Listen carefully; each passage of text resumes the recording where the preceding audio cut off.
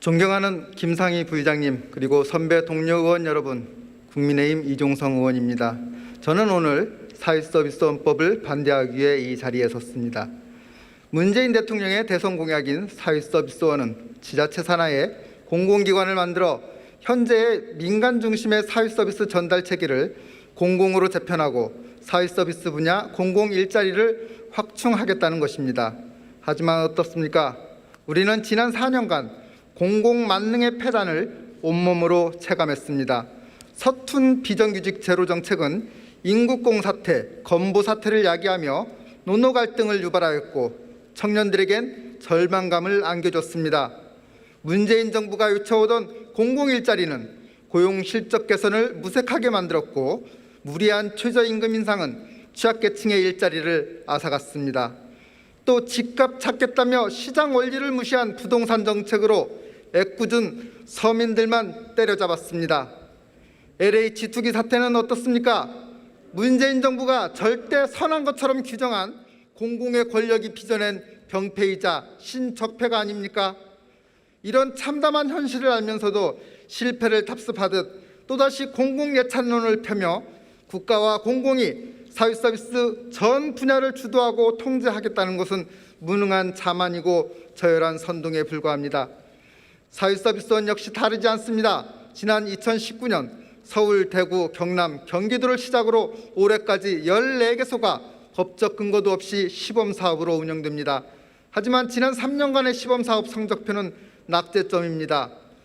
우선 설립된 사회서비스원의 자리는 전문성 없는 친정권 인사나 특정 노동단체 출신의 지자체장 측근들로 채워지며 정치 권력화, 줄 세우기의 수단으로 활용되었습니다. 그리고 사회서비스원의 산하에 편입되어 공공기관 직원 신분이 되는 5% 이내의 특권층 종사자와 나머지 95% 이상의 민간 종사자 간 처우 격차로 인해 노노 갈등의 골만 깊어졌고 재정 자립도에 따른 서비스의 격차는 서비스의 질만 하락시켰습니다. 이뿐만이 아닙니다. 민간이 제공하기 어렵거나 기피하는 사례를 중심으로 서비스를 제공하겠다고 하더니 최중증 장애인 등 돌봄이 절실한 이들에 대한 서비스 기피 현상만 만연해졌고 야간, 주말 서비스의 제공 거부로 서비스 이용자들의 선택권과 이용권은 외면받았습니다. 무엇보다 지난해 코로나 팬데믹으로 돌봄 공백을 견디지 못한 발달장애인 어머니가 생떼 같은 자식을 부둥켜 안고 안타까운 선택을 하던 당시 공공성을 내세웠던 사회서비스원의 돌봄 인력들은 무엇을 했습니까? 바로 재택근무입니다. 공정과 상식이 무너지고 복지 시스템이 붕괴된 것입니다. 존경하는 국민 여러분, 선배 동료 의원 여러분, 사회서비스원의 성급한 도입으로 노노 갈등, 노사 갈등, 민관과 공공의 갈등 등 각종 부작용들이 곳곳에서 발생하고 있지만 실질적 개선 없이 여당은 대통령 말 한마디에 사회서비스원법 졸속 통과를 강행하며 또다시 입법 독재를 자행하려 합니다.